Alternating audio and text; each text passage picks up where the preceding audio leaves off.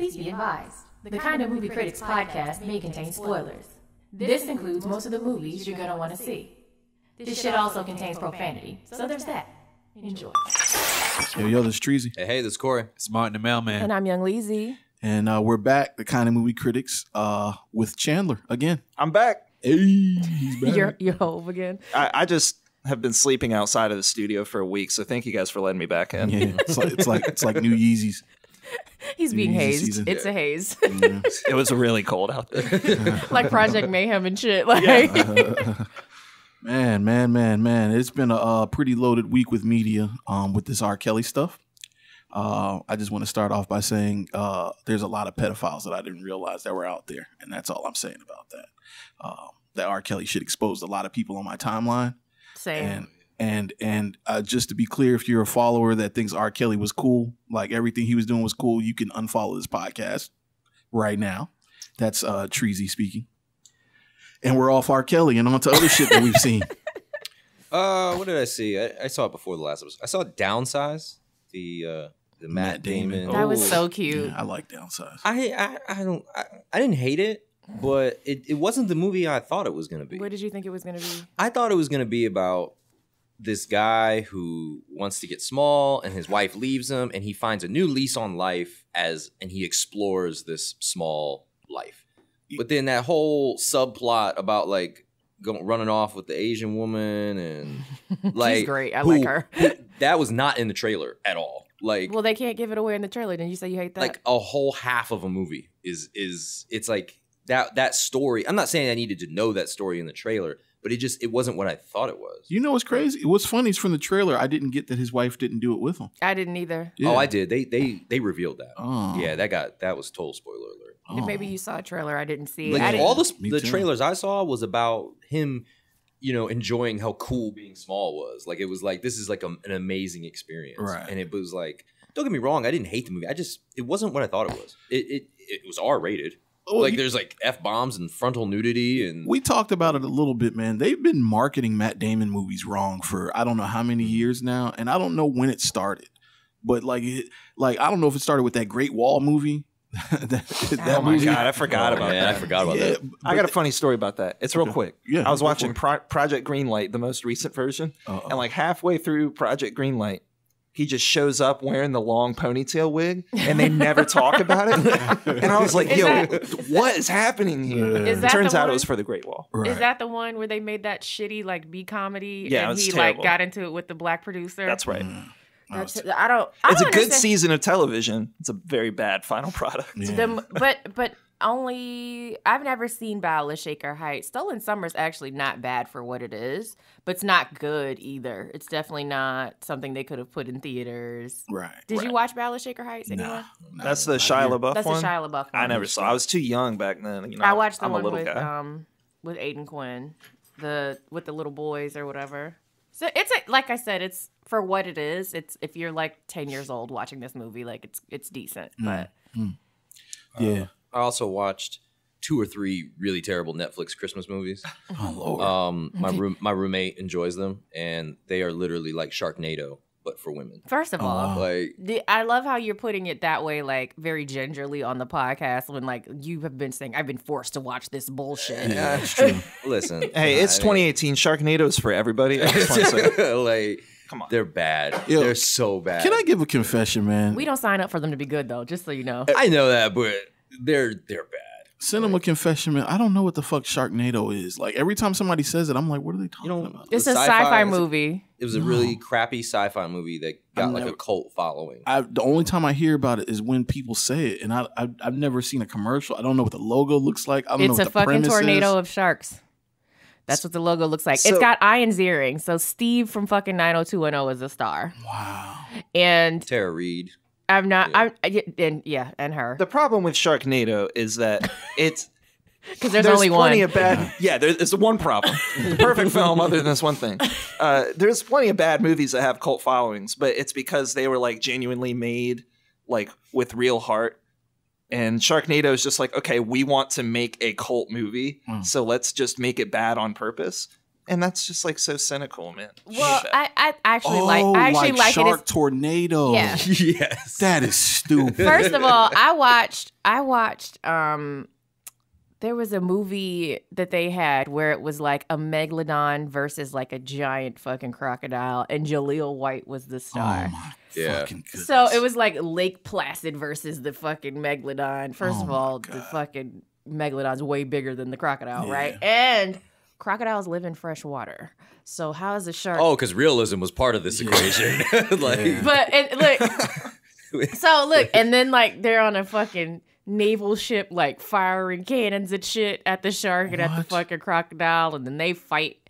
But that movie is they're playing it straight. It's not played for laughs, none of that. Sharknado is making fun of itself. It's making fun of They're that all- genre. And that's what I don't like about it. they're all made by the same company, actually. Yeah. And So there's more than one? there's two of There's them. like 7 Sharknadoes, but then there's Is it really? yeah, but then like the company that makes those movies, once one got popping, they made a whole bunch of other similar ones, and a lot of them they make fun of movies that are coming out. Like when Pacific Rim came out, Right. there was one with Tretch. Oh, wow. It was called like Atlantic Neato. Rim or something like some bullshit. Atlantic Edge. And the special effects are awful. They're like, terrible. They're terrible. They make the movies for like $5 million or some nonsense. That much? Yeah, maybe. I don't know. I couldn't tell you. the Sci-fi budget. movies get budgets like that? Yeah, I mean, you got to pay people. This is The Asylum is the studio that makes Yeah, these mhm. movies. They also had one. Did they do Lake Placid 3? Oh, my God. I think they did. Well, yeah, and Transmorphers was my favorite. Yeah, 2007's Transmorphers. I don't know what that is. Yeah, oh, y'all, my stepdad loves them. My stepdad watches them all the time. y'all are Crazy. deep into some shit I've never heard of. This It's- is like the dark net of It's, movies. it's just meant to be like stupid. But here's the thing, though. Mhm. Transmorphers, right? If you take Transformers and you switch the latter consonant sounds, it's Transmorphers, and it still kind of means the same thing. That's what's genius about that one. Wow. You know what's funny? I think Martin has so much to contribute to this, and he's just sitting back listening. I feel like you're a Sharknado enthusiast. Nah, I like sci-fi because I like a lot of shows on there, but I don't like Sharknado. I mean, I never watched it before. I never so- watched Yo, Sharknado. Sharknado was done with $1 million. It I'm fucking impressed stars that they had a Ian budget like that. Ziering. Yo, Sharknado 2, $1.5 million. I'm just Oh. impressed that sci-fi movies get budgets like that, personally. When you see it, you'll understand. I'll understand. They're completely. terrible. But and they make their money back, I'm assuming, because I like watched- people like them. It's kind of stupid. There's one on there what is it called? Ascension. That was supposed to be like a TV series. I watched that and it stars the dude from Dear White People. Which one? I cannot think of his name, but the one that's like the class president or whatever, or dorm Oh, rep. yeah, that guy. Yeah, he's in it, and it's about these people who believe that they've been on a spaceship for like 40 years, but they're really just like in a fucking aircraft. Oh, wow. Like they're not in an aircraft, but they're in like a fucking, what do you call it, where you house the aircraft? They're like in Like a hangar? They're in like a fucking hangar inside a Oh. spaceship with like lights projecting around it to make them believe that they're in it. And they think that they're like going to another planet to repopulate it, and it's gonna take like 100 years to get there, and That's too much. it's a whole lot. I can't deal. What you seen, Martin? I'm really into this show called Patriot on Amazon. It's kind of like if I were to mix Barry and Killing Eve, because it's basically about this spy who he kind of hates his job and a dead end job, and he has to play as this industrial engineer at this company, and he has to go back and forth between Luxembourg and Milwaukee, and he really just wants to be a singer. So like Barry is like this hitman who wants to be an actor. This is like a spy who wants to be a singer. Right. Similar premises or whatever, but it's really dark and it's like really funny. It has I forgot the dude from Lost, like the older guy, bald or whatever. Oh, yeah. I ran into that guy on an Locke. airplane. Was he John Locke or something like that? Yeah, when I went to Hawaii, he was on the airplane with me. He's Oh, wow. local. Yeah, he lives here. Really? Mhm. Interesting. Yeah, but I really, it's on season. I'm on season 2 right now, but I like it. It's a really like dark and funny show. And my roommate was like, "You're from Lost," and he gave both of us the look like, "If you don't shut the hell up, because when you're getting on the plane and there's that part where people stop walking, you're just kind of standing there. But we ended up stopping in front of him, and he was just kind of like, "Yeah, I was on Lost, and Stacey was like, and I was like, just walk forward." Just went forward. You're making it weird. I saw Nick Cannon on a flight when I was coming back from LA the last time I went to LA, and I saw Nick, and I knew it was Nick Cannon because he had on a red turban and the incredible headphones. This was the turban days. Huh? This was the turban stage. Of Yeah, Nick it was Turban Cannon, but he's the only person I've ever seen wear incredible headphones. Like so, I just knew it, and it was him. But he was doing his best, like, let me look at my phone and look down so nobody notices me, sort of thing. And I guess it worked because nobody said anything. Maybe wearing the turban was he in first class? He was whatever. Yeah, he was in the front of the plane. He was like the second row in the plane. I saw Lil Duval one time coming back from Orlando. He was in like the back of the plane. Hey. But he's probably not there no more. Yeah, it was before Smile, bitch. Yeah. It was definitely before that. Yeah. Anything you up on, Leezy? I actually started, and this is really old and I'm late, but I started Hannibal, which was like the NBC adaptation of the series of novels about Hannibal Lecter. It takes place right before, in terms of the timeline, because it's set in like 2018, which is really annoying, but it takes place before Red Dragon, so or Manhunter, whichever one you saw. I prefer Manhunter. We know. I do not. Interesting. So, I mean, it's fine. I don't, the music is really cheesy in Manhunter. Manhunter's really cheesy. But it's Will Graham, which was the Ed Norton character, opposite Hannibal Lecter. And actually, in this one, John Crawford is black. Lawrence Fishburne is John Crawford. Oh, interesting. Yeah. And Will Graham's a teacher at the FBI Academy, I guess, and he's not an agent, but like apparently he's a sociopath. So whereas and you see him in Manhunter and in Red Dragon, like envisioning these crimes or whatever, to be able to, he's an empath to be able to figure out about the serial killers. In this one, they kind of play him as like he's really crazy, and he's like been assigned to Hannibal Lecter as his psychologist, not really knowing obviously that he's a cannibal and a serial killer himself. Right. And so as I'm watching it, it starts off strong. Martin said he heard it sucks. It hasn't started sucking for me yet. It moves really fast though, so I don't really love that. I like to savor the mystery. I don't like for it to be like tidy in one episode. Right.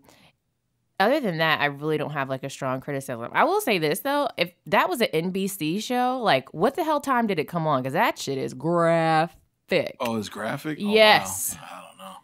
Not sure. It's It came like on late beautiful night, at the like 10 same o'clock. time though. Like even like the graphic stuff, they shoot it in a way that makes it look really beautiful or like artistic. It's not like CSI. It's not at all like that. So I do agree with that. And the special effects are actually really decent for TV. But the whole time I'm watching, I'm like, yo, this is coming on network television. Right. I had to forget, but it's actually on Amazon Prime. I'm trying to think what else I've been watching. Any and everything. I feel like this is a week of me like turning on movies and turning them off. I'll get like 20 minutes in and go nope, which is not like normal for me. Normally I just fall asleep and keep it moving, but I haven't been able to commit to anything. Oh, I saw Vice last week. Did we talk about Vice already? We touched on it vaguely, I think, last Yeah, episode. we did, 'cause Okay. we had very vaguely. Yeah, but you had seen it then. Yeah, I had seen it then. Yeah. So Yeah, didn't make it to the movies this week. I might go see Spider-Man tonight.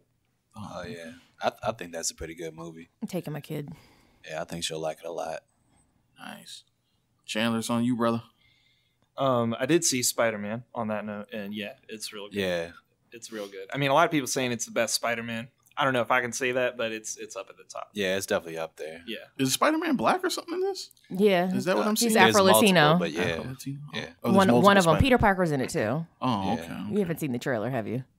I'm so far removed from Spider-Man. Like when it comes to comic book movies, I'm usually the last person. But the trailer's been like ahead of all the Marvel movies. I'm trying to figure out how you haven't seen it. And I it's haven't been seen it. I haven't seen a trailer. Yeah. Wow. I watched one trailer on IMDb and kind of cool.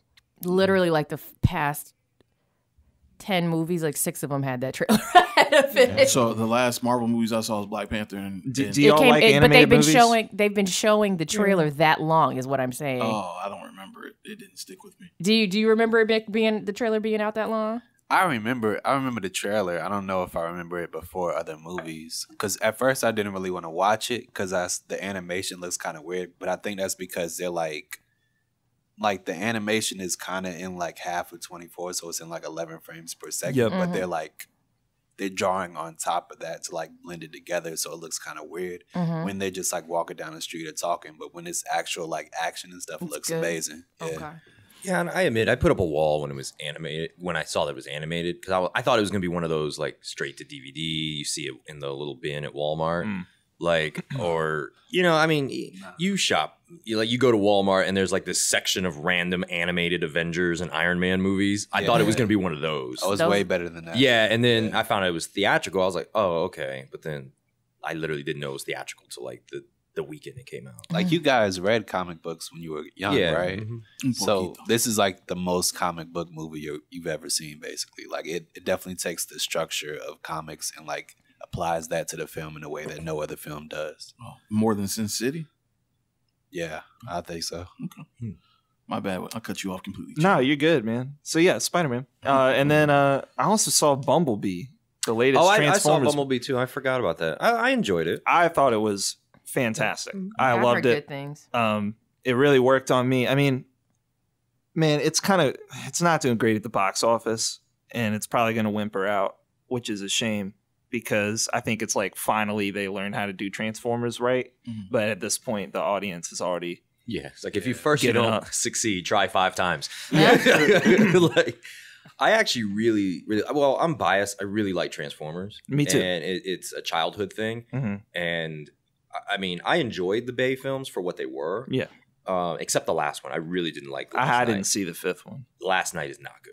And that's for someone who just wants to blow things up Yeah. and just, cool transformations. I couldn't wasn't even jive that with good. the last Mark Wahlberg one either. The one before that. That was okay. Age of Extinction. Yeah, Age of Extinction was okay, but the first 15 minutes of Bumblebee, if you were into it as a kid, it's awesome because motherfucker coming out your chest. And Oh my god! Yeah, when he said, "Ravage, engage." Yeah, I was like, "Oh god." Yeah, So it's cool. like your childhood in 15 minutes if you were man. into it, and even the reference to the movie, the animated movie with "You Got the Touch." You Got the Touch.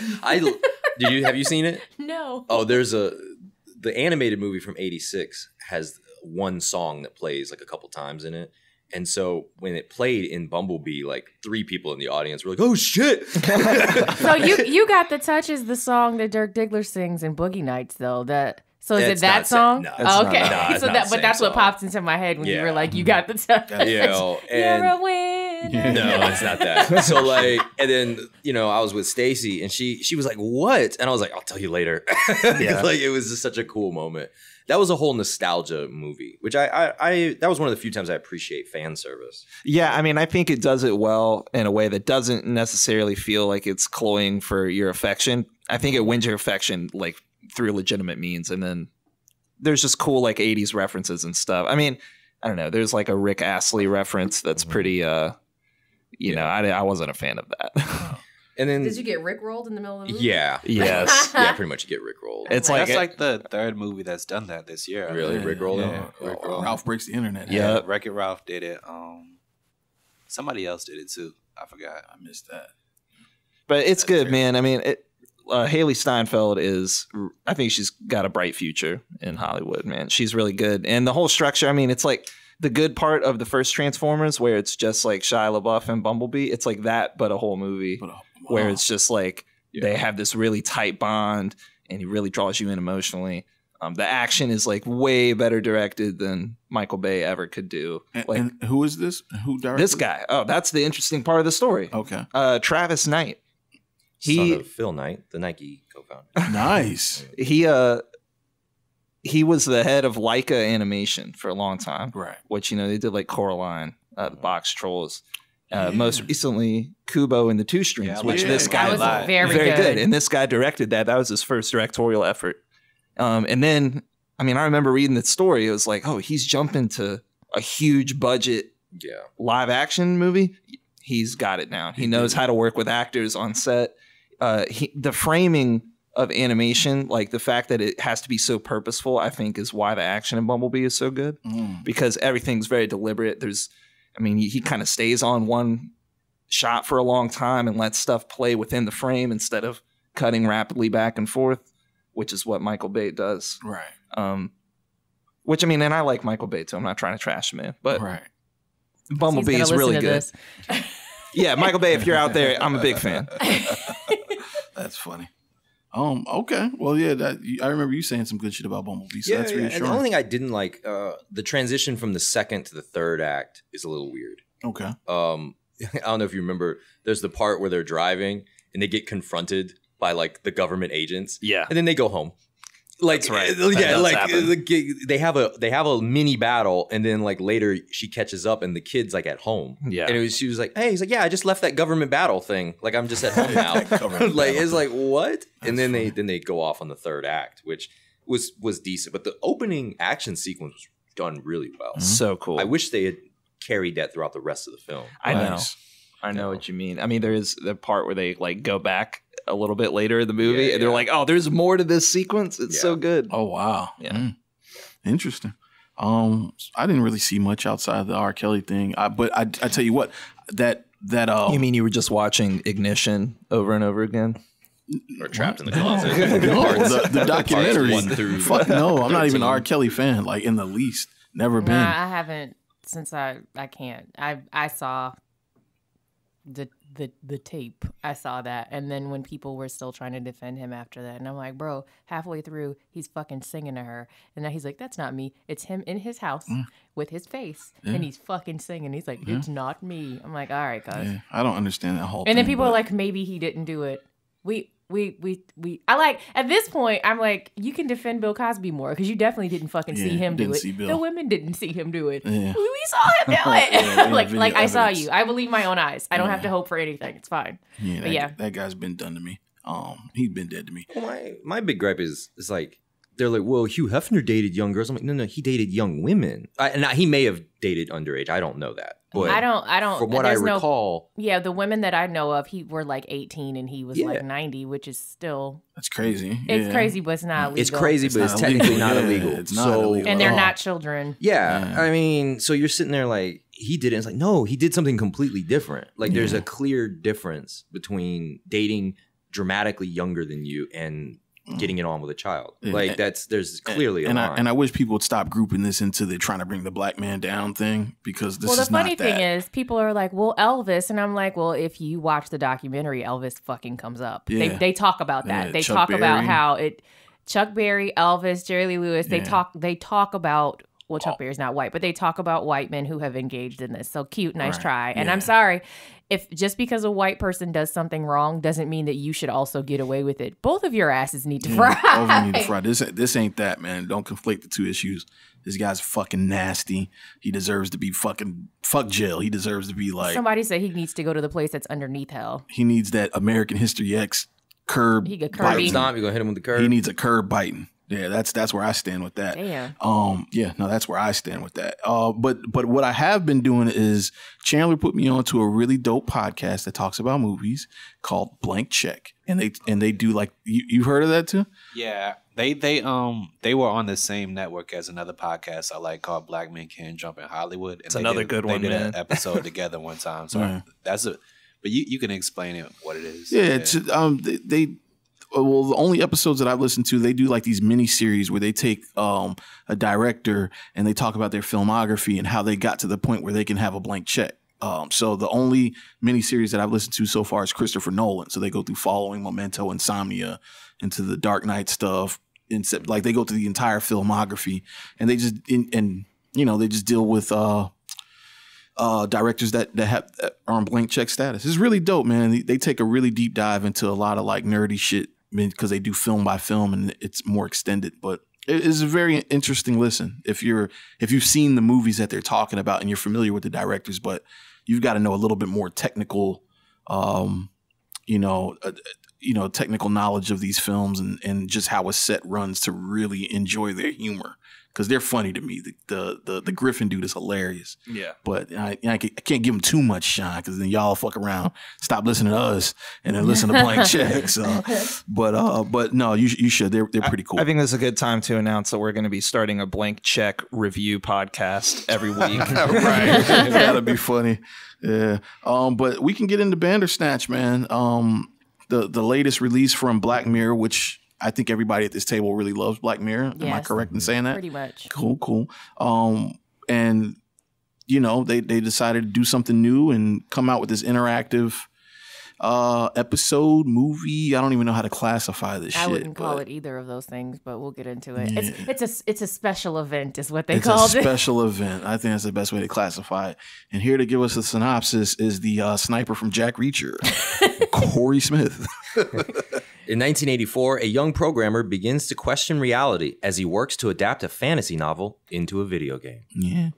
And very I don't know, man. So when it came out, this came out right on the tail of like Bird Box, I think, right? Right. During the holidays. Like the next week. And it was a lot of stir, man. It was a lot of uproar. It had the internet going crazy for a minute. I know our group chat was jumping behind it. So what did you guys think about this? Initial reactions? I was excited because I really like Black Mirror. So Black Mirror has entered a phase where like you could sell me anything, and I'm kind of down with it. So I heard Black Mirror. I heard a Black Mirror movie first, so I was excited. That's what I heard too. And then I was like, okay, cool, whatever, Black Mirror, serve it up. And then it was like choose your own adventure, and I was like, that sounds amazing. Yeah. I don't know how they're gonna do it, but I love it because they always they take concepts and do them very well. And Right. a lot of their episodes have been odd concepts, odd stories. So I kind of went in with, a blank slate. I didn't care. So I was very excited. Oh, well, I loved it. I mean, I'm probably biased because I love Black Mirror anyway. Mm-hmm. Since the first episode, pretty much. Like, I didn't like some episodes last season, but I mean, I understood what they were trying to do. Right. But so it was definitely catered to me as someone who plays video games, as someone who just loves Black Mirror. So I'm probably biased about it, but I love the experience maybe more than the story. Yeah. So my thing was I was excited about it, hearing y'all talk in the group chat. Like, y'all were really excited. They really achieved this, pick your own adventure status, which I'd heard about Soderbergh doing this earlier last year with HBO. But Leezy brought up a good point. It wasn't like on a same app. You had to download a separate app situation. Well, no.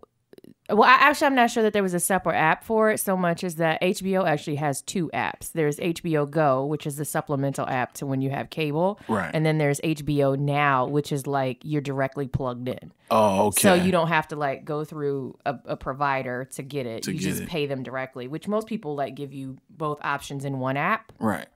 But apparently it was on HBO Now, but not HBO Go. I didn't know it was Choose Your Own Adventure. When I got the article about it, I don't know if you sent it, Kory, or if you sent it Treezy. It hinted that they were trying to do something Choose Your Own Adventure, but it didn't come out and say that. And I knew the technology was available on Netflix because my daughter was like watching some Minecraft show where they could do it. And I really cannot think of another setting where you could pull this off for adults, Right. that it would work outside of Black Mirror. I don't know that I would want to watch this as a regular movie. Right. I can think of some pornographic work, so this would be pretty exciting. I can't with you. Yeah, it makes sense because, Black Mirror's weird. It's odd. And it's about technology. Yeah, so, and it's a one-off situation. Every episode is kind of a one-off thing. So, this would be silly if it was a whole show was like this, or I don't know. Maybe it wouldn't be silly, but it is the perfect vehicle in my opinion for this. Yeah, at the end of the day, well, for me, like, it was it held up, right? Like, the whole Choose Your Own Adventure, it was intriguing to me, and then I found myself about 30 minutes to 40 minutes through the story, I was just like, I'm kind of tired of choosing my own fucking adventure, because like at that point I had chosen a couple of things that had shortened the entire. It. Yeah, I dead ended it, and I was just like, you know what? It stops the momentum of the story for me. Mm-hmm. It's like I was getting all into the story, and then I make this choice that stops the whole fucking momentum. Then it does this recap and brings me back to my point. And I'm like, I think I just kind of want to watch the fucking movie. It actually doesn't bring when it recaps like that. It's not bringing you back to your point. It's actually showing you the alternate path to your point. So, but to be fair, the first time I watched it, I didn't hit any dead ends.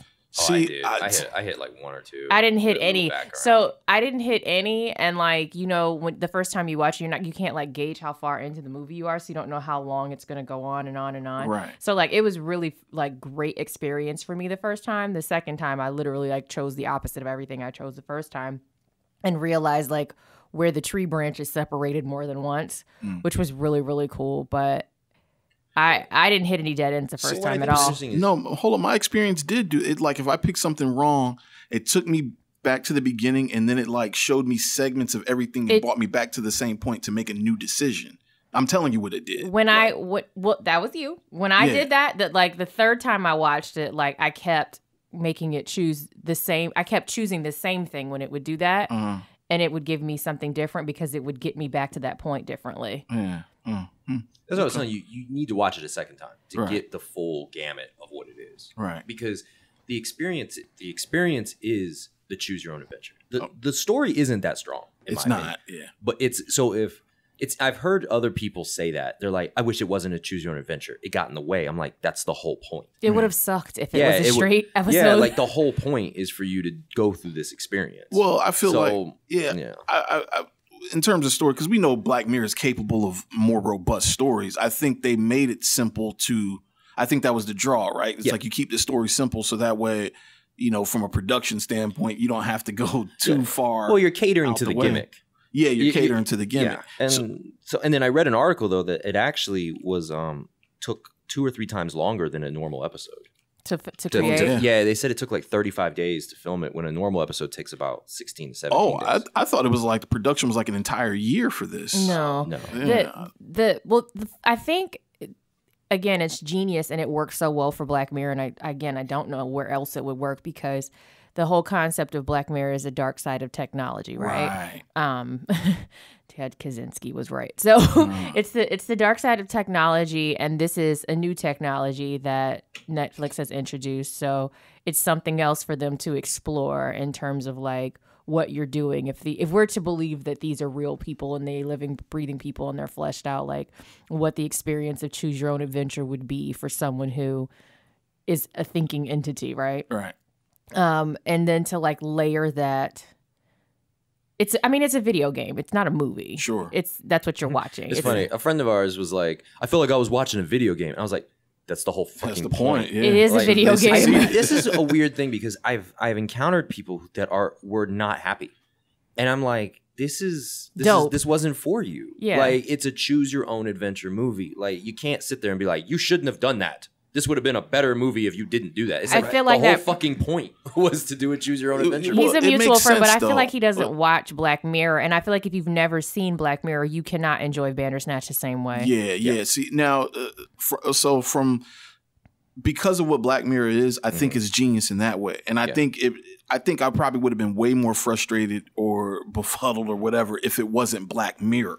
You know what I'm saying? Like I probably would have been way more frustrated at the function of it and the story of it, but because it is Black Mirror, I am more forgiving because I understand that this is And new there's technology messaging on top of messaging, right? Yeah, this is like new technology, and what better fucking vehicle to sort of launch it out than on? And it's not new, other things that do it, but what other place to roll it out than a Black Mirror episode or a Black Mirror experience? So I appreciate it for that. But then from, the just the movie goer, I can understand how somebody would get frustrated just because I threw out my traditional thoughts on movies when I watched this. I tried to look at this as completely blank as possible because I'm experiencing something new and different.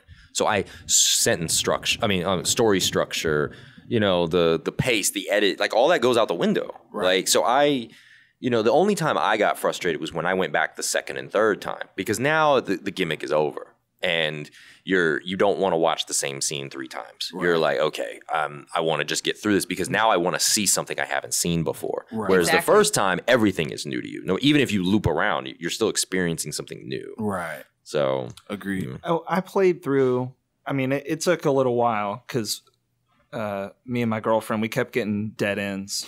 So it would, loop us back. And I feel like we got to that point where it's like they're rolling the credits and there's kind of a scene that's intermittent with the credits. The fake credits? There is the fake credits in there. Yeah, where it's like the daughter of Colin, and she's like doing the Netflix, like exactly the actual game. Yeah. So I got there a few times, and then the last time I got there, it was just credits, and I couldn't go back anymore. And I did. Interesting. Yeah. Did y'all not get to that point? No, I actually didn't. I mean, I got most of the endings. Yeah. I got that ending. Of course, I got the Netflix ending. I got the train ending, and of course, like all the dead end endings where like you jump off the balcony, or you choose to make the video game in the video game company or whatever. So I mean, I got that one. The only thing I didn't like about the endings is that, after I watched it the third time, which I was done by the third time, I went and cheated and looked. I was like, okay, well, I'm not going to watch this a fourth time, so let me see the other endings. Well, some of the dead ends are an ending. Were endings. Yeah, that's the one thing I Weird. didn't like. I thought if you're going to get 5 different endings, they should be 5 official endings. Like you have to get to the end. Not this dead end that loops back. Like I kind of thought was lazy. I didn't like that the different endings when you made different choices. So like there was a few of them where like you killed certain people that you didn't have the option of killing before based on other choices that you make and stuff like that. I didn't like that visually you ended up in the same place. I didn't like that. I would have liked for it to be like completely different. I also didn't like that there was no happy ending. I would have liked for there to be a possibility where you could actually beat the game. You couldn't beat the game. Like, you understand what I'm saying? Right. You could argue that maybe him being reunited with his mother was a happy ending for him. Yeah, I figured that was a happy ending. Mm-hmm. When you got to when I he's got to dead? that point, Yeah. When I got to that point, I chose for him to not go with his mom. I did too. I don't remember what happened after that. I'd been drinking a little bit. But when you choose for him to go with his mom, he dies on the train. But what happens when you it just starts looping again. Does it just loop back? Yeah, or I don't know if it does loop back. It does. It lets you go back and choose. Like if you followed, what was his name? Colin. If you followed Colin, it like lets you see what happens. Okay. Well, it's interesting because by the time I got to leaving your mom, I had already followed Colin. I followed Colin the first time. Me Yeah. too. I like that guy, the actor who plays Will Colin. Poulter. Yeah, Will Poulter's cool. He just quit Twitter. Why? Because he was being bullied, I guess, on Twitter because people were saying he looked ugly in this episode. He's kind of he's an odd-looking guy, but I mean, he's a cool. He's not conventionally handsome, but he was supposed to play Pennywise in the Cary Fukunaga version of it. Oh, that would have been before he kinda dropped alright. out. Yeah. First of all, I didn't know Cary Fukunaga was supposed to do it. Actually, a lot of the Developed script that it, ended up in it is still from him. They did some rewrites, but a lot of the structure is him. That would have been low key kind of amazing. Actually, I think I would have travesty that it didn't happen. Yeah. I would have enjoyed Will Poulter as Pennywise. Yeah, I think so too. So let's talk about the endings, because how many official endings were there? 5. There's 5. That's what IMDb said. They said there were 5 endings. Most of the stuff I've read has said 5 too. I saw more than 5 endings. So I saw 5 endings, and they all have a variance to them. like a small one. Yeah. Yeah, like where he ends up in jail. Okay. That's the ending I saw. Okay. One ending is he's still in jail, but it's different, if that makes sense. He's in jail, but the newscast that you see is different. So that doesn't count as a separate ending. They say ending in jail is still one ending with a slight variance. I'm interested as far as like when y'all got to an ending and it gives you the option every time to loop back. Did you guys do that, or did you just exit the credits? Because I looped back every time I could. I didn't. It did that to me a few times, but that didn't mean that I had seen everything, and I thought that it did the first time. When I watched it the second time, I knew that I hadn't. Yeah, I know that there's stuff I didn't see, but I didn't want to sit through the whole 90-minute thing again. Yeah. Y'all want me to list the endings? Yeah, please. Okay. Let's do these endings. IMDb says that there are 5 possible endings. 1, death. Stefan leaves with his mother on the train and they die in the crash. 2, jail. Stefan is imprisoned for killing his father. 3, fight. Stefan battles his therapist and father during a session. 4. I saw that. Mm-hmm. Yeah, but I saw it, but I didn't see it as an ending. It made me loop. Right. So that's where I got mad. I'm like, so for someone, that was an ending. Right. I'd be mad if that was the ending, because I didn't think that was that great. 4, set. Stefan jumps out of a window and realizes he is being filmed. I also experienced that. When you get into the fight, that's one of the Netflix endings. The fight and that are 2 different Netflix 5 endings. Loop. History repeats itself, and Stefan's game is rated 5 out of 5 on television. Now, hold on. That list is incomplete because it doesn't have the ending where it just cuts to the music video for Never Gonna Give You Up by Rick Astley. Oh, that was a real ending? No, Oh, it that's doesn't. sarcasm? He doesn't. He doesn't know. give you the ending where you're rickrolled. Oh, okay. So did anybody experience any endings outside of that? Outside of those? Yes and no. Okay. So those are the endings that I experienced, but so like I was saying, the commercial that it shows you, so there's only one 5 out of 5 stars, right? The commercial that it shows you changes at the end. So there's one where he kills the Tucker Soft guy because when I kept looping it, on one occasion, like, he doesn't answer the phone for him. Because you know how he says, can you be done by Monday or whatever? Right. When, there's one occasion where he doesn't answer the phone for him. In that situation, Colin is alive. And he's like, well, he's probably over there working, and he goes to check on him. Instead of, you know, the one where you can send Colin over there to check on him, and then he ends up, like, killing Colin. Yeah. There's another one where his girlfriend goes to check on him. I got all. I managed to get all 3 to go to the house. Yeah. So. Okay. I got a weird one where when the therapist like takes out her weapons or whatever, you can choose to fight her or jump out the window. And if you choose jump out the window, That was the Netflix That's ending. one of the Yeah, Netflix yeah, endings. yeah. Yeah. That There's was 2 cool. Netflix endings. Yeah. what's the other one? They fight. Okay. I feel you. Fighting always led to a dead end for me, and then he gets dragged out of the therapist's office, and then it dead ends. Unless you start over, yeah. Yeah, and then the Netflix ending is a dead end too. So, but I never experienced the Netflix ending as a true ending. It was always dead ended. Well, the one where he sees that he's in the fucking Matrix, like Yeah. So from what I understand from reading stuff online, the film only puts you at the credits with no option to loop back once you've more or less hit all of the major endings. from that point on the I tree. don't know. Yeah. Right. I don't know what causes that. I just know I kept playing until officially the shit ended. Yeah, Like, and so did I. And it doesn't mean you've seen everything, like Leezy Yeah. said, but once you've kind of touched every major pathway, From like a certain point in Yeah. the decision Yeah. tree, yeah. then you're done, and you can't loop back anymore. So out of curiosity, right? Because the way I read it, Apple TV doesn't let you choose your own path, Which is right? crazy. That's weird to me. Because I got a $25 Roku that let me do it. That let you My do Roku let me do it, and I have like a super duper old Sony media player. it. That let you do it. Yeah, and it let me Wait a do minute. it. So when you watch it on Apple TV, You just can't watch you watch just it. can't watch it. Oh, okay. Oh, you can't watch the movie at all. Oh, okay. See, all right. Now, so then that leads me to my next question. If you didn't make a decision in 10 seconds, it made a decision for you, It right? defaulted to whatever was there.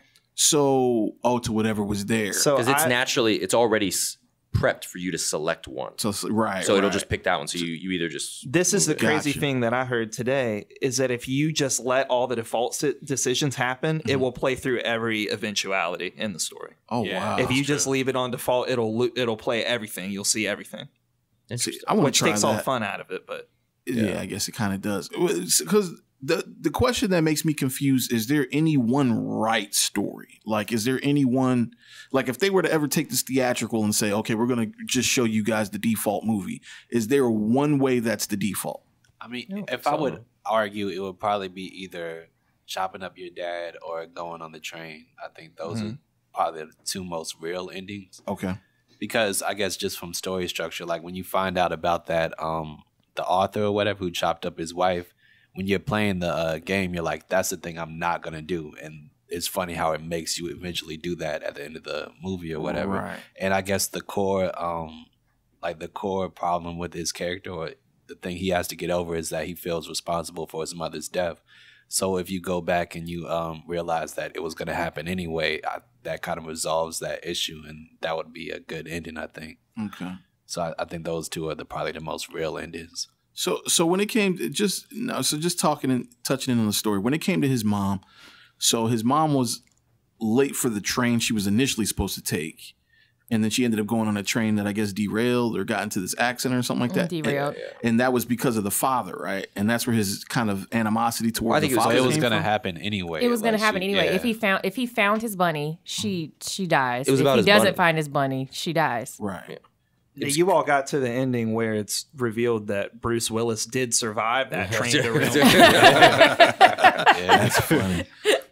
But did you catch that it was about his toy bunny? But see, that's why I'm asking the question, because it's like I didn't go back and redo everything, and I just know what I picked there. I picked when it was like continue looking for the bunny or leave the bunny alone. I think that was one of the options. Yeah. I think I chose like to continue looking for the bunny. And it just took me wherever it took me. And I don't ever remember having to go back and make that choice. So I didn't know, it's like after you make the choice, and if it doesn't take you back, you don't think about, what's the alternate branch that comes from that. That's because you watched it once. Yeah, but everyone should watch it twice. That's what and obviously this is supposed to be like the pro function. That's one of the pros of doing it, is the repeat value, I'm sure.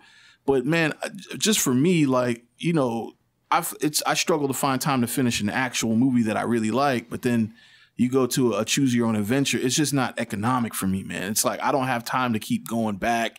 I just don't have that much time. But it's a video game, so if you think about it as a video game, but when you were a little kid, like you found time to go back and do it a different way until you got it right. And I'm not saying that it's wrong, but I'm just saying that I guess for people like me, you kind of lose out on the experience. It sounds like you just weren't as invested as we were.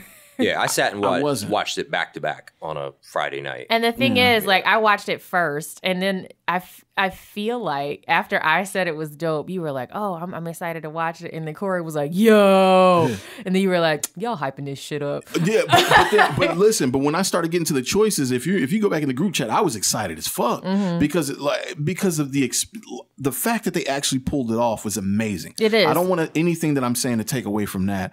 What I'm saying is that like there almost needs to be a version of it that just doesn't have the gunk. And then I disagree. I think it takes away from it. Well, I'm not saying that your version should not exist. I'm just saying for people like me that just want to just it doesn't have the same value. It's not the same story. It's not the same story if you're not playing God and choosing for him. Exactly. It's not the same story. If you're paying attention to the dialogue, which I always do, when he says when you choose to not make the video game at Tuckersoft, he's then introducing the concept of him being aware of you at that point. Right. Where he's like, I don't even know why I did this. I just did. It's almost like it's not even me.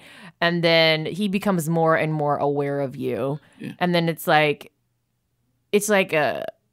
it loops you back because you're in control, and then the game's pretty much like, no, it's going to be fucked up no matter what you do, because no matter what choice you make, even as you being the player. Right. No, I get all that. that. It's a total Black Mirror, like, perfect mind fuck. Like, you think you're doing one thing, and then something else is happening. Right. It's the perfect vehicle for Black Mirror. It's the perfect... Black Mirror is the perfect vehicle for this technology. I get all of that. I guess all I'm saying, and I'm not refuting any of it, all I'm saying is if the rest of the Black Mirror series for season 5, season 4? I don't even know if there's going to be a season 5. Like, if they just did this, I think. No, they confirmed that there is. Oh, it's coming out this year. This isn't part of the season, though. This is special. This is a special, right? But like White Christmas. Let's just say, because this had a lot of Easter eggs, right? A lot. So let's just say there's some Easter eggs that go into the rest of the series that are contingent upon me watching all of the branches of what just happened in Bandersnatch. That wouldn't surprise me. Then I'm fucked. Right, like I lose out on the experience unless I go back and fucking engulf myself in the Bandersnatch, and that's never going to happen. Well, back to your original point, though, like I don't understand why Apple would not have the technology. So the point I was going to make on that, Apple's petty. Like, I don't know if you guys remember when Apple first came out, it wouldn't do anything when the iPhones and stuff. It didn't have Flash. There was a beef going on between Apple and the people who did Flash. Adobe at the time. Yeah. There was a beef there, and I think Steve Jobs had it out for him. And he killed Flash, like, single-handedly. Well, he kind of didn't. Flash is still a Flash thing. Is definitely still a... Yeah, yes. So Flash and Silverlight. Silverlight Flash is what you use to watch fucking Flash Netflix. Is still a thing. And that battle just ended. It just ended because he probably realized, I can't. So it's like, I don't know if Apple's being petty and just like, I'm not fucking with Netflix's decision. I don't know what that is, but they've been petty in the past, so I wouldn't be surprised. Because there's no reason that Apple TV, which I'm sure accounts for maybe at least 20% of the streaming devices that people use, I think it's fair to say that, are an Apple product. You know what On I'm Apple, saying? well, it worked on the iPad, and I think it worked on the iPhone. It just didn't work on Apple TV. Oh, okay. I think you can make an argument that is kind of like a commentary on like exclusives for video games. How like you have a PS4, you can get God of War. People on Xbox are always like, yo, why can't you just port that over here? It's like, no, this is exclusive to this thing. Right. Mm-hmm. Well, they should have picked that for like I don't know, for the Roku, baby. But the thing is, though, I don't understand why Apple would not have figured out the technology. If it's working on my Sony media player, which is, in my opinion, the shittiest media player you can get. I hate the interface, and it's like crazy old, and they just get to a point where they just stop upgrading it. Because Roku will upgrade forever and ever and ever and ever. Right. If they can do it, right? And I know they can do it not because I watched Bandersnatch on it, but because my daughter was playing the Minecraft shit on it, right? Why and fucking Cox Cable, the interface from Contour where you can watch Netflix on it, it also works. You can do that too. Wow. So my thing is like, the technology's been around at least a year and a half. I've been hip to it for maybe 2 months before Bandersnatch. Mm-hmm. But apparently, like, apparently all of the content that was Choose Your Own Adventure was for children. Uh-huh. And so Minecraft's not even the first iteration of that. Right. So if it has been around that long, why has Apple not figured out how to give that to its customers? Well, it's like apples and oranges, though. No, Well, if you're a listener and you know the reason, man, you need to comment and let us know, because I'm really curious to know. I'm with Leezy. Like, if a Sony media player can do it, if a Roku can do it, if a smart TV can do it, why can't an Apple TV do it? It doesn't make any sense. But y'all want to jump into the Easter eggs? Yes, let's go. What did y'all catch? So the first thing is the thing that they referred to as a glyph is the fucking white bear symbol. That's the thing she kept seeing on the TV, and I was like, I know I've seen that before. Yeah, I didn't catch that. That's cool. Yeah, I catch that one. Yeah. So now that makes me question what's going on in White Bear. Like, I have to go back and watch White Bear now. Oh, I didn't think about that. So you think like this is a whole White Bear experiment, because it's like when you say it makes you question what's happening in White Bear. Because remember they kept resetting her. Okay, so White Bear is a loop. So White Bear's a loop, and then White Bear is from season 2. Yeah. Season 2, she wakes up in this room, and the fucking symbol is on the television. Right. And I'm not sure what the symbol does to her brain, but now White Bear is set in present day. It's not set in 1984. Correct. So now I'm curious if I have to go back and check for the symbolism in White Bear, and I'm curious if it was a decision tree for her wherever she was seeing the glyph, I guess, the White Bear symbol. Was she having to make a decision there? Well, explain the White Bear episode. Well, the White Bear episode is this woman. She wakes up. She doesn't have any memory of herself, and she's in like what feels like an amusement park, kind of. Like, she's going on about her adventure, and she's running into all these people. She doesn't know if she should trust them, and then people are filming her. And every time something happens, she's just really, really confused. And you get to the end, and you realize she's in sort of like a prison for a crime that she committed. She like kidnapped a kid and killed her. And because you think it's like a zoo. It's like a zoo, and she's the protagonist, and you get to the end, and you really want to see her like make it, and then you get to the end and find out she's evil. Yeah, so she's waking up. She wakes up the same loop. Mm-hmm. She doesn't know how she got here, and she's trying to get out of it. And she keeps seeing the White Bear symbol. Like, that's the first thing she sees whenever she wakes up. Well, not just that. She sees other clues that makes her think that like she has no connection to him, but she's trying to like. She's trying to put her brain back together, like her memory's fragmented. Right. So no, that is interesting, because now that you've established what you just said, Kory, that White Bear is a loop. Yeah. But it is set in present day. So I wonder if this was like, if Bandersnatch is the technology that allows, White Bear to exist. Right, that allows White Bear to exist. So I really wanted to save this for the end of my Easter eggs, because I have a fucking list. But okay. when you get to the ending where the baby, what's the baby's name? Pearl? The ending of Bandersnatch? Bandersnatch. Yeah, I think it's Pearl. Pearl.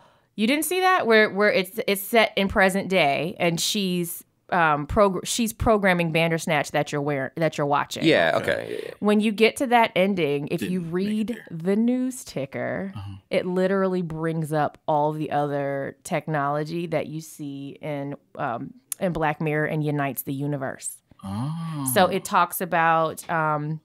It says memories, right? Mm-hmm. There's a memory recording device. Well, there's 2 iterations of that. The one in Crocodile, which I believe is the earlier version, and then the one in The Entire History of You, which I think is meant to be a later version of that. So it talks about that. It talks about one of the characters from the Waldo episode, and it introduces all the technology. So to go back and read the ticker on that part to catch a lot of it. Right.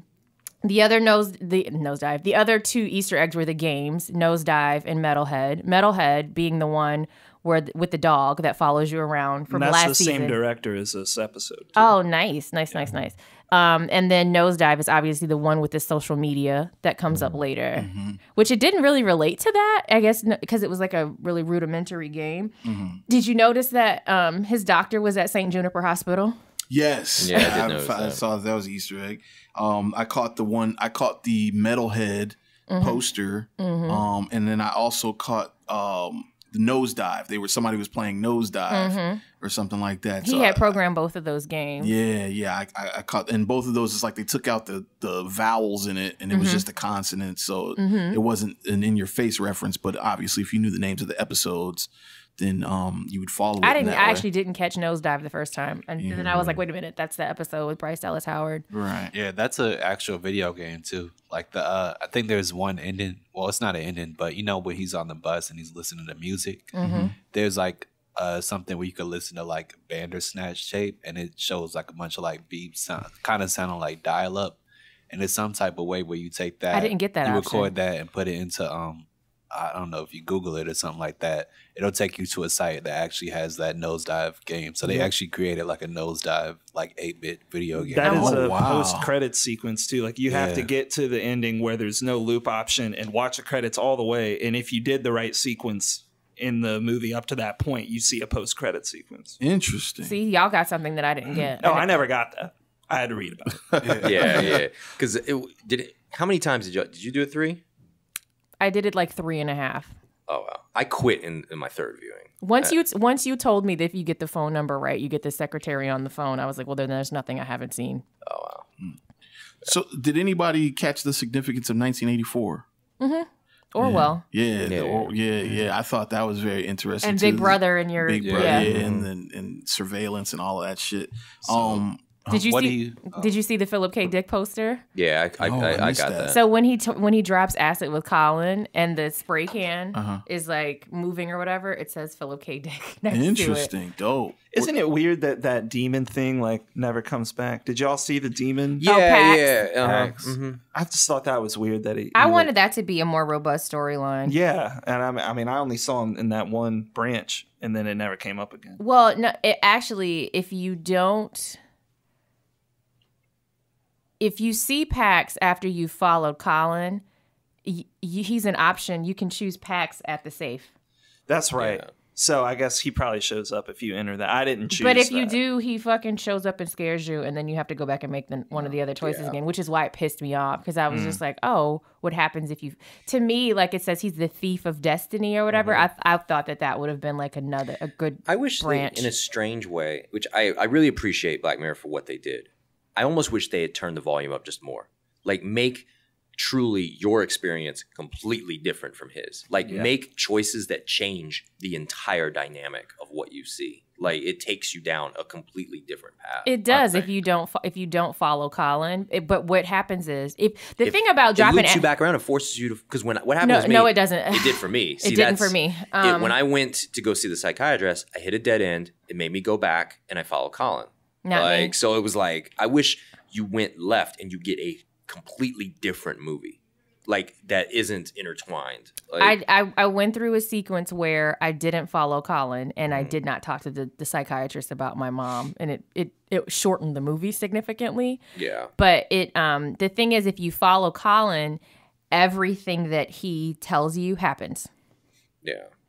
And so he introduces all those concepts to you. And I if he did see doesn't, that. and he says like people pretend to be your relatives, and everything that he tells you about PAX happens. I kind of wish too that there were no dead ends. Like when you get to an end, the movie ends, and it would force. But I could see that would people. be so annoying. That would be frustrating to have to start over. I'm sure they beta Credits tested every that. time. Yeah, I can see that having to go through that bus ride again. Yeah, I mean, I kind of did appreciate that it was just like, hey, do you want to do like an abbreviated version of this again, where it just kind of catches you up? And I mean, but it shows you the breadcrumbs though, and they're not always the same. Well, if you keep choosing the same choice, I like that there's like alternate takes where it's like the recap, you know, where it's getting you back to here, but it's like the actors are doing like a lazier take. He's just like, I've been through this already. Like, this sucks. He'd be like, we've met already. I told you this. Yeah. That was very funny.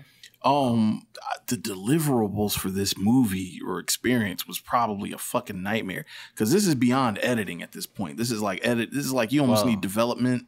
They I think they shot it chronologically, like each path, so it wasn't like they were in a place and then they shot several different scenes in that place. It was like they shot that place, they shot another place, started at the beginning and did the whole thing over again. Right. So it wouldn't confuse the actors, basically. I don't think filming would have been a problem. I think the prep would have been the most intensive part. Like planning all of this out. I think that would have been the most strenuous. Storyboarding. Even beyond planning though, just think about just as an editor, right? As somebody who's edited before and you've turned in deliverables for something. Just think about what those deliverables look like for you. Because honestly, I'm gonna tell you what this reminded me of. You guys, oh man, were you guys doing filmmaking when you had to program DVD menus? Yeah. Yeah, that's what this was for me. Okay, so I remember how annoying that shit was. Dog. Too. Well, how long you been doing film, Chandler?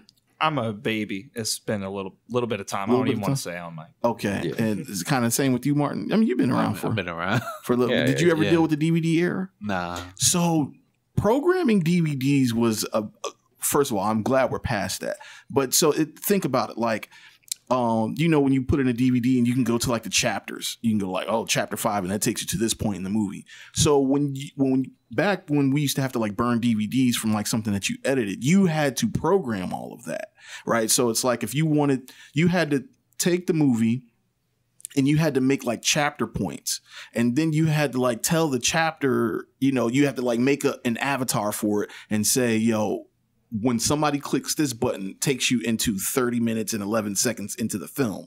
And then, you know, when you get done with it, you can either loop back around to this point in the menu that you chose it from, or you can loop back to the main menu. Like it was a lot of different branches. I would imagine pre-production was something like that. Pre-production was probably extremely heavy. I thought the branching on this was really impressive in that, I mean, so my Roku is like the cheapest Roku. And sometimes when it would switch from me having the choices on screen to one of them playing, there would be like a flash frame of black.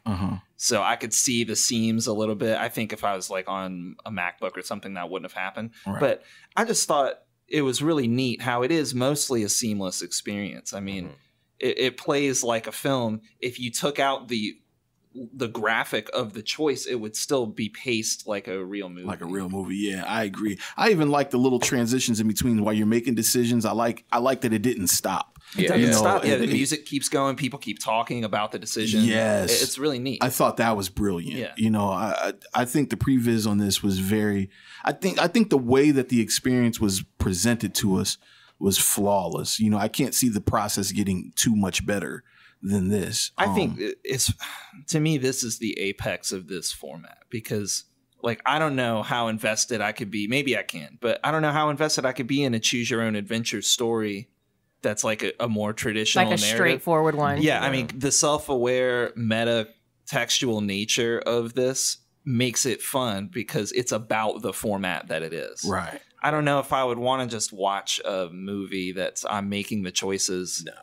I don't want this to be a thing that's copied, like the slow-mo in the Matrix. But it will be. It will be, but I don't want it. That's what I was saying. I don't know how you could do it this well again. This almost seems like something that would come at the end of that fad. Right. Yeah. but it's at the beginning, so it's kind of already broken. There's going to be like a not another teen movie, Choose Your Own Adventure. Sharknado. Scary movie. Oh my God. Scary movie 8. So- you know, like Back to Easter eggs, though. So with the St. Juniper Hospital thing, though, that makes me, because his doctor's at St. Juniper Hospital, and we know what we know beyond San Junipero, which is where I first remember seeing St. Juniper Hospital. I got to go back in the universe again because I don't mind watching Black Mirror 20 times because it's different every time, right?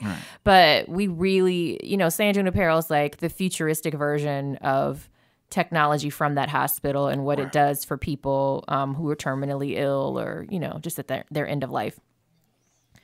And then watching Black Museum, you learn about all the fucked up stuff that happened there. Right. So is what's happening to Stefan just like a fucked up thing that was happening with technology at St. Junipero? because he does die. I mean, St. in Juniper, excuse me. Juniper. He dies in St. Juniper, yeah. I mean, I took the relation as like San Junipero. I mean, spoilers for that, is basically a story where it's a good ending, but they're dead at the end. And in the train ending on this, he dies in the San Juniper Hospital, where it's a good ending, but he's like dead in the hospital. That's why I think they called it San Juniper.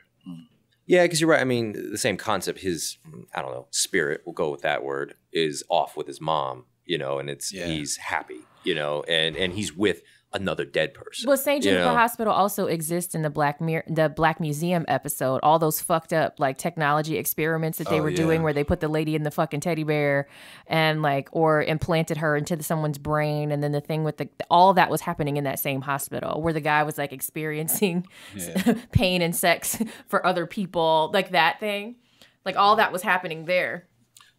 So in talking about what was the museum episode? Black Museum. Mm-hmm. Is that are we supposed to be watching that like that is the final install? If Black Mirror is a world and it's contained between 1984 and Black Museum, is that I think San Junipero's further into the future. It's further into the future than Black Museum? Interesting. Maybe that's what somebody needs to do, is create a timeline of events when it comes to the world of Black. Because what it's starting to feel like is that there's small interwoven connections between episodes, but if you lay it all out linear on a timeline, maybe, I don't know if it's timeline plus geography, but there's somehow where all of these are like they thread together. They do. So that makes me question where we are in time in other episodes, because the ticker is making it seem like it's Christmas of this year, right? So, and when you're seeing Pearl, right, developing Bandersnatch, so some things haven't happened yet. So just a fun fact, there's a church in the building that we record the podcast, and we're recording this on a Sunday, so what you hear is like a pastor asking about bagels. It's hilarious. Yeah, it's about we're talking and we just hear someone yell lox and bagels, and I'm like, but you guys it's a Black church too. That's a really weird thing for a Black pastor to be yelling. But anyway, when you watch the ticker, some of the technology hasn't been introduced yet, so I'm curious where those things occur in time, because they were talking about like the bees from what's that episode? The bee drones are hated in the nation. Well, they're just saying that the technology is invented, so it hasn't been implemented yet. So that's in the future. Does that make sense? Yeah. And the same thing with the grains in the entire history of you. So that makes me think that like crocodile may be something set like right now, but the entire history of you is something further in the future, which means that the other one with the soldiers, that's also set farther down the line because they have the same technology in their implanted also. I actually just choose not to go that far with it. I don't think that you had to at a certain point, but now that they've united the universe, I'm thinking about those things. I look at the Easter eggs as just, I think they just go, oh, let's connect that. Some of it's for fun. Some of it's, I don't look at it to explain things for me. That's kind of what I thought too. I mean, but you're saying you think that they're purposefully weaving a connectivity between all these stories. I don't think that it was there in the beginning. I don't think that was the intention. I think that it was just an anthology, and now it's kind of like they've united the universe with this. Yeah. I think all this they're stuff fucking happens with in the us. same world. It does. That's what Bandersnatch did. Yeah. Like I didn't think that it was all happening in the same world initially, to your point, and I don't think that was even something that they were considering. But now, no, Black Museum kind of introduces us to that. Black with the cookies, and that's from White Christmas, right? So in my mind, well, not even with the cookies, just with the stories themselves. Like True. you know, it's showing us little pieces of artifacts from different stories inside that museum. Right. So I think that was the intention of Black Museum to make us start saying, hey, are these worlds, you know, Is this one universe? perpendicular? Yeah. So but I'm saying Bandersnatch further united it Correct. even more because I'd say that episode like weaved 2 other episodes to it. And then, like, now it's like, no, all this happened right. See, in the same world. But it's a timeline thing. That's what I'm saying. I think it's what sure. you're saying. I don't think they're happening at the same time. And I'm starting to look at it like Bandersnatch is the origin of this. And the reason why I'm saying that is because of 1984. Yeah. And then, you know, we're seeing references to things that are being developed that are going to become part of the ecosystem in Black Mirror into the future if we're going by the dates that they're giving us. So I'm looking at it like the concept of what Black Mirror, it's almost like this is parallel to real life. The concept of what technology is derivative of what 1984, you know, what happened, the premonitions of 1984. You know what I'm saying? So it's almost like, I don't know, like it's just leading us to a place and I don't know exactly where it's leading us. In my opinion, if you feel everything creates a continuity and a full story, wouldn't Metalhead be the end? Because they imply that that's kind of the apocalypse has occurred. So wouldn't Metalhead be the end? Metalhead could be a transition. It could be a transition. Yeah, You're right. it could be a transition. They beat the robots and rebuild, and right. you become Nosedive or something. So I don't know, but that's what's making it interesting to me is that somebody needs to almost lay this out on a timeline. I don't think it's that deep. I think a little bit is fan service. I think a little bit is fucking with us. I think a little bit is what's his last name? Booker.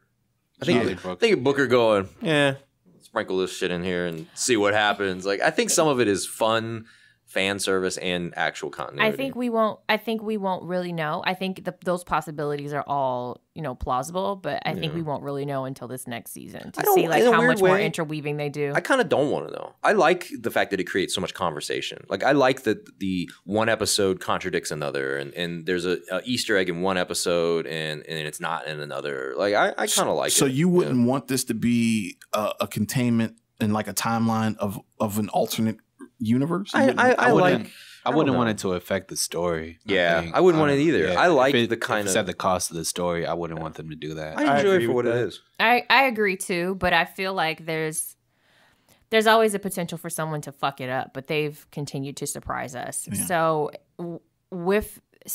I and the entire history of you is like my favorite Black Mirror. Then when I saw Crocodile, I was like, wah wah. But now that I know that they're all the same universe, right? Potentially. It makes me less mad. Right. Because it's just like, oh, this is what happened with that technology at this point. Yeah. Which is actually the opposite. The technology for the stories is very similar, but what actually happens is the opposite, right? Because they can replay your memories in Crocodile, but she's like constantly having to clean up. Right. Whereas he's working backwards to say, like, I have these suspicions, and then it causes him to do something bad. Right. So, I mean, I'm not mad at it, knowing now that it's the same universe. So in my mind, it wasn't. Yeah. And when it wasn't, I was like, well, this is... It just is. Yeah, I'm just like, this is just you regurgitating something. Sure. The technology... What was bothering me was the technology was the same. Mm-hmm. So I was just like, well, that's not exciting. We've seen it. Does that make sense? Well, yeah, but now that they've united it, I'm like, well, then... It makes it more interesting. It makes it more interesting because then it's like, oh, well, you're not necessarily... If we're saying all this technology exists in the same universe, then it's like, well, different things can happen with that technology, and I'm okay with that. Does that make sense? Oh, of course, yeah. I mean, because that's reality. Mm-hmm. You know, they create, you know, telescopes are created, and then all of a sudden they're used in, you know, for a military function. You know what I'm saying? It's like technology and porn, does that. like yes, yeah, that, like that's crazy. Yeah, that. Go ahead, Martin. Well, how do you feel about this as far as like a Black Mirror experience that you're experiencing? Because I know I like probably one of the best like choose your adventure video games is like Walking Dead Season 1. I think that's like the closest. Is that the Telltale? Yeah, game? the Telltale. It's like the closest adaptation to I think what the Walking Dead. Didn't they do it in The Last of Us as well? Last of Us is I don't think that's necessarily choose your adventure though. I mean, I think. It might be, but I don't think it's like Telltale. Telltale is strictly about like your choices and stuff. It's way closer to this. Mm-hmm. And at the end of every Telltale like episode, they kind of show you like 77% chose to do this, people chose to do this, and Netflix has all that information.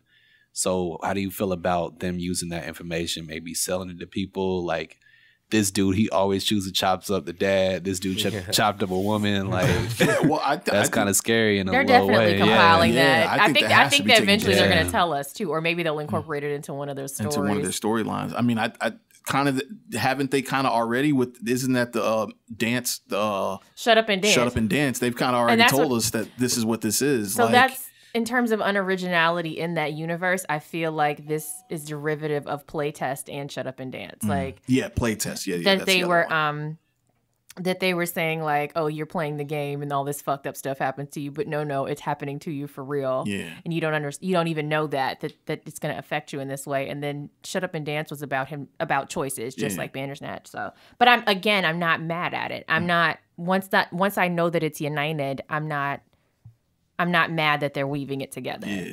But just to answer your question, Martin, that'd be so fucked up. That you know, and I'm not like, I'm not so sure that that's not happening. You could see like years into the future, like choose your adventure game or choose your adventure movies being like a trend, and everybody being like choosing different things, and then they sell it to the police like this guy is more likely to do this. So then it becomes Minority Report. And the FBI, it's like they could arrest you before you even do something just because of the choices you make. Yeah. That's like an anime called Psychopaths or whatever. Right. Nobody knows, but that's like a really interesting thought.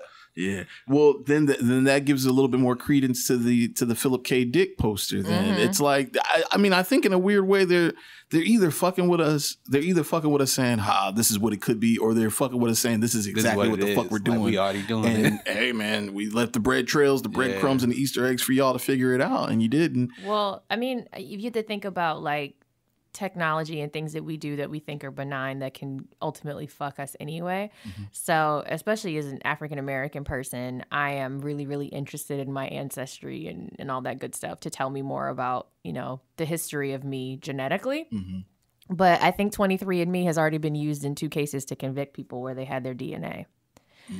So it's like, damn, I haven't done any dirt, but like, what if I don't know what the future is gonna hold? Then I'm in Crocodile. I'm having to like figure out how to cover this shit up. You know what I mean? So that's crazy. And I mean, I could say with certainty I would not be involved in anything like that, but I never know. Like, you know what I mean? In my mind today, I wouldn't. Yeah, I mean, and to piggyback, I mean, I think that was the moral of the Crocodile episode. Is that she didn't.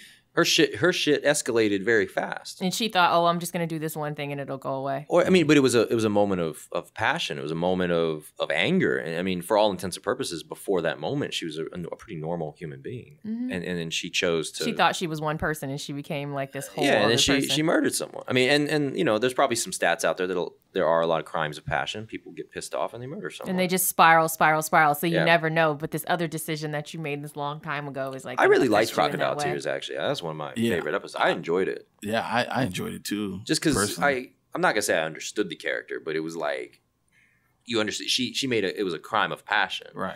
And then she's trying to cover it up, but it's just you're right. It just keeps spiraling and spiraling and spiraling. It's a Coen Brothers film. So at the end, when she has the tear, based on the title, you don't know if.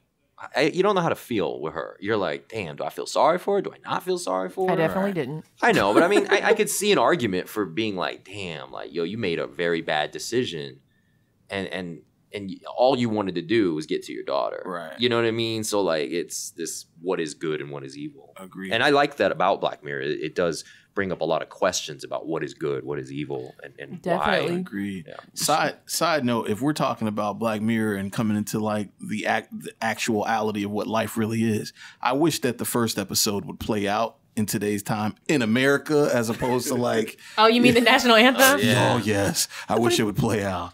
Definitely, the princess is definitely fucking dying. Yeah. He's I just want to see the prime minister fuck a pig or whoever. You wouldn't rather see the P tape. The P tape, like in Russia with the prostitutes. Yeah, we could put him in Shut Up and Dance. Maybe that's what he's experiencing. Got you. That's interesting. He peed on the prostitutes, and now it's like all these things he has to do to avoid it getting exposed. That would be great. Like good job bringing this full circle back to R. Kelly. Too, right? That's funny. Anything else we need to cover before we wrap this up, guys? I mean, I just want to say, like, with the whole format, I mean, it was fun. I enjoyed it as like a video game experience. Personally, I favor a traditional narrative film more. That's what this taught me.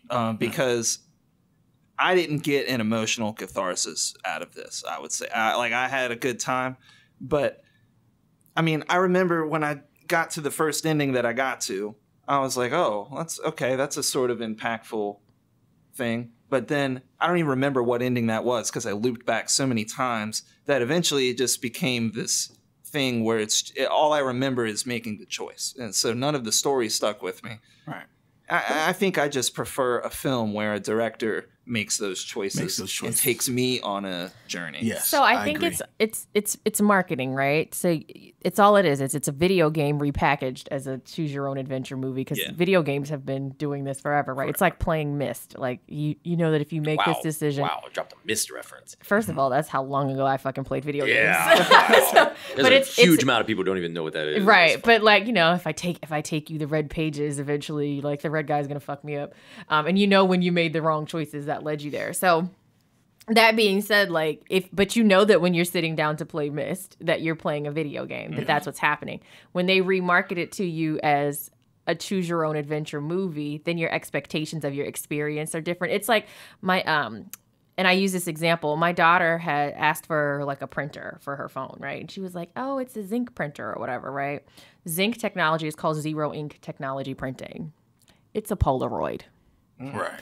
But they're repackaging it as though like, oh, this is a photo print. It's a Polaroid. It is very old technology and being given to you a different way. So then you believe you're having a different experience. Yeah. It's just a video game. And if you go into it with the mindset of it's a video game, it's not that cool of a video game. But then when you watch it as a movie, it seems like new and refreshing. Yeah. I think it's genius. I'm not mad at someone being able to make something old exciting again. Sure. But if you go into it with those expectations, like it's a letdown. If I go into it with the expectation of it being a video game, it's a letdown. If I want a pure movie experience, it's also a letdown. But if somewhere in the middle I go, oh, it's really cool that they did this thing with a movie because it's important because it's not been done before. It's like interactive purgatory, man. It's, right. It's not quite a video game. It's not quite a movie. It's just like in between. But I'm with Kory. It was something cool that they did, and it was new. It's important. It's not necessarily the best execution of a movie that I've experienced. Absolutely not. But it's important. Right. You know what I mean? And I'm sure that someone else, even though we're saying like, how can you do it better? Someone will. Yeah. Someone will. You know what's interesting? I mean, I was sitting here thinking while we were talking, this can be made into a theatrical experience. I would love for this to be in-game. If they did this with in-game and all the realities that you could have from like Thanos snapping his fingers. Yeah. Like that would be cool. Yeah, it could be. And then they could do it just like game shows do it. It's like everybody votes the audience. You want and whoever, the poll of which whoever, 50% of the people say, 52% of the people say they want to go left. 48 go right, so the story's going left. And it can work the exact same way. There's an app you log into from your fucking cell phone. You're sitting there, and it's time to choose a choice. You choose the choice. Yeah. I'm not saying I would enjoy that, but if the technology went to there, I think that would be pretty. That would be fucking frustrating. That would be amazing. It would be frustrating because you're in there with other people. Yeah. But you know what's interesting when they have like these horrible choices? Because I definitely tried not to kill my dad a couple times. The first time I watched it. And like you to see how sick people are that are sitting around, that'd be unnerving. Like, let's choose the fucked up thing every time. Yeah, that is. I just don't. People would talk throughout that entire experience. They would. I would lose my mind. That would definitely be horror movie level talking. Yeah, bitch, don't turn there. Bitch, don't turn. So let's do this infamous. Speaking of interactive, let's do this infamous fill in the blanks here. Bandersnatch was blank, but if it blank, it would have been or it would be blank. And I'll start it off because I know what I want to say here. Bandersnatch this was an amazing rollout in terms of the technology. But if this shit is a trope to like the overall bigger picture of like this world of Black Mirror, then that shit is going to be fucking amazing. That's going to change the game for real to me. All right. Bandersnatch was a fun ride, but if it added more diversity to the story and the endings, it would have been a more fun experience.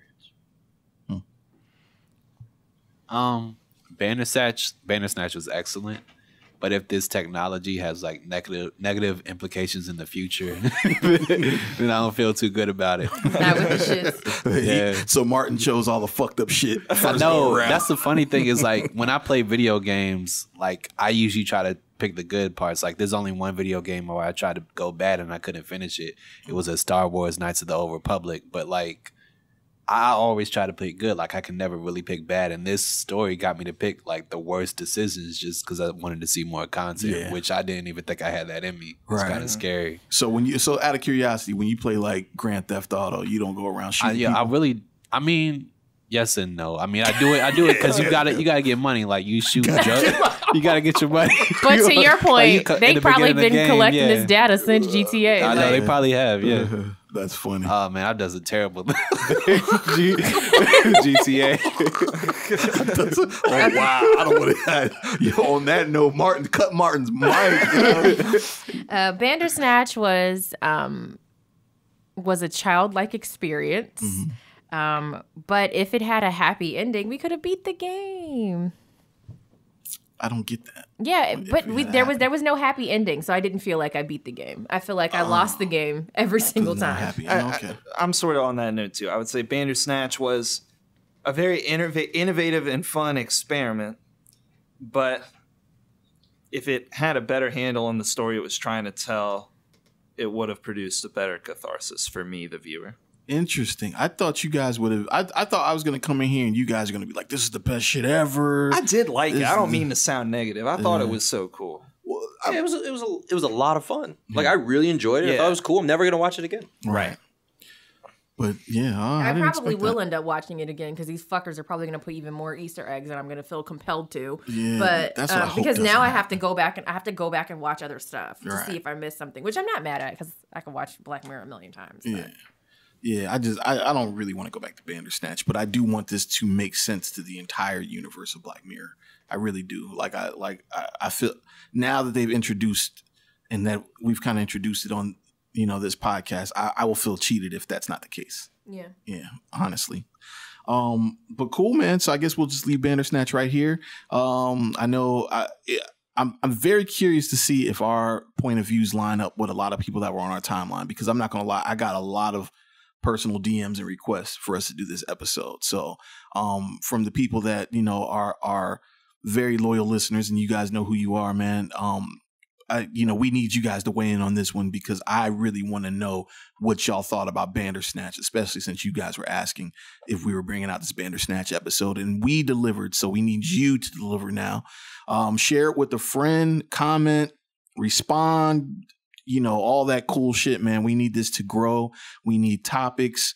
And that's it, man. We appreciate your listenership. Chandler, you want to throw out your IG again? Yeah, the IG is at Chandler. Not only it's spelled ChandlerNunnally. Absolutely dope, bro. And yeah, man, you know the routine with Kinda Movie Critics. You can find us on Instagram and Facebook at Kinda, KINDA Movie Critics, and on on Twitter at Kinda Movie Crits, CRITS. And we are not only on Apple Podcasts and Google Music and Google Podcasts. We're also on SoundCloud, Stitcher, Spotify. I mean, we're kind of everywhere, man. So you have no excuse to not put us on your list of podcasts you listen to when they pop up. So we appreciate you on this particular journey, man. And remember, we call ourselves Kinda Movie Critics because we kind of are and we're kind of not. We're just a bunch of people that like to watch movies. This has been an On Air Network production.